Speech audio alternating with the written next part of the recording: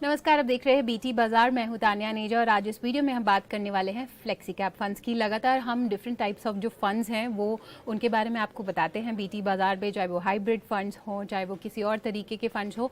तो आज की इस वीडियो में हम इसलिए बात कर रहे हैं क्योंकि अब ये जो फंड्स हैं ये अगेन फोकस में है, और ये इसलिए क्योंकि अगर आप एमफी के जो लेटेस्ट डेटा है जो रिलीज़ किया गया है उसकी तरफ नज़र डालेंगे तो FY24 में जो इनका इनफ्लो रहा है इन फंड्स का वो 15,500 करोड़ के करीब रहा है। और यही नहीं, जो टोटल एसेट अंडर मैनेजमेंट है वो अगर आप मार्च के महीने में देखेंगे, मार्च 2024 के, तो वो 3.5 लाख करोड़, 3.5 लाख करोड़ रुपीस का जो AUM है वो यहाँ पे डेटा में सामने आया है। और ये हालांकि देखिए हाईएस्ट है। जितने भी आप इक्विटी स्कीम्स की तरफ नज़र डालेंगे तो उसमें जो सबसे हाईएस्ट देखा गया है वो फ्लेक्सी कैप फंड्स का ही है।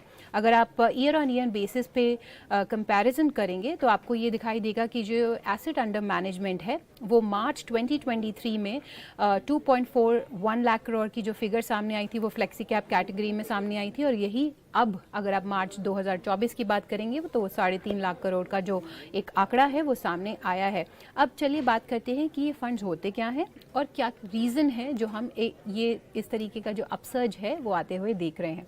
तो जो फ्लेक्सी कैप फंड्स होते हैं, देखिए वो ओपन एंडेड फंड्स होते हैं और ये आपका जो पैसा है ये मिड कैप, स्मॉल कैप और लार्ज कैप तीनों कैटेगरीज में जो आपका फंड मैनेजर है वो आपका पैसा निवेश करता है। तो आपको लार्ज कैप में तो जो है एक एक्सपोजर मिल ही रहा है, बट साथ ही साथ आपको ब्रॉडर मार्केट्स में भी एक्सपोजर मिलता है इन फंड्स के तहत। अब देखिए सेबी के रूल्स की माने तो 65% जो एसेट्स होते हैं वो इंडियन एक्विटीज़ में यहाँ पे निवेश करना ज़रूरी है। अगर आप इस फंड में निवेश करते हैं तो एक्टिवली मैनेज्ड होते हैं, यानी कि जो फंड मैनेजर्स हैं वो कंटिन्यूसली मार्केट कंडीशंस के मुताबिक जो है वो ये फंड को देखते हैं और उस तरीके के जो चेंजेस हैं वो अकॉर्डिंगली करते हैं।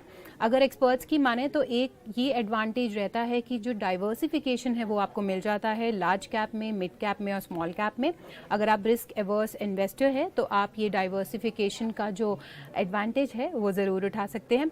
हालांकि देखिए क्योंकि ये फंड जो है आपको तीनों कैटेगरीज में निवेश करते हैं आपका पैसा, इसलिए इन फंड्स में ये बहुत ज़रूरी हो जाता है कि आपका फंड मैनेजर जो है वो जो तीनों कैटेगरीज में है उसमें से राइट कंपनीज आपके लिए सिलेक्ट करें। क्योंकि हम देखिए लगातार आपको कहते हैं कि बाय राइट सिट टाइट, आप सही खरीदिए और फिर वो जो खरीदते हैं उसमें अपना पैसा जो है वो निवेश रखिए।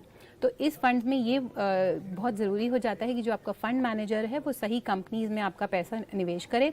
अगर एग्रेसिव अप्रोच है आपकी तो स्मॉल और मिड कैप में इन्वेस्ट कर सकते हैं, और अगर आप लो रिस्क इन्वेस्टर है, अगर आपको लो रिस्क एपेटाइट है तो वो लार्ज कैप में आपका जो पैसा है वो ज़्यादा निवेश कर सकता है।